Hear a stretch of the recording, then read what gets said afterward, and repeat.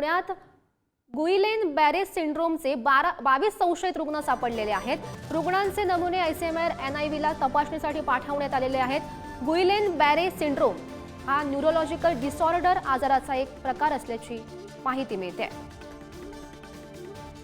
आणि या संदर्भात अधिकची माहिती जाणून घेऊयात। आमचे प्रतिनिधी बालाजी पोद्दार सध्या आपल्यासोबत आहेत। बालाजी, नक्कीच हे जे 22 रुग्ण आहेत ते पुण्याच्या बाहेरून आल्याची माहिती आहे आणि ह्याचे जे लक्षण आहेत ते आढळल्याने त्या पद्धतीने ते जे अहवाल आहेत, रक्ताचे नमुने आहेत ते NIV कडे पाठवण्यात आलेले आहेत। NIV कडून जो रिपोर्ट येईल त्या रिपोर्ट नंतर पुण्यातल्या ज्या भागात ज्या रुग्णालयात हे सगळे रुग्ण आढळले त्या रुग्णालयाची तपासणी करणार असल्याचं महापालिकेच्या आरोग्य विभागाने सांगितलंय। त्यामुळे या आजाराबद्दल आता दक्षता घेण्याची जी प्रक्रिया आहे ती महापालिकेकडून सुरू करण्यात आलेली आहे। मात्र हा घाबरण्यासारखा रोग नाही। 1 लाखामध्ये एखाद्या 2 व्यक्तींना याची लक्षणे दिसून येतात असं आरोग्य अधिकारी म्हणतात।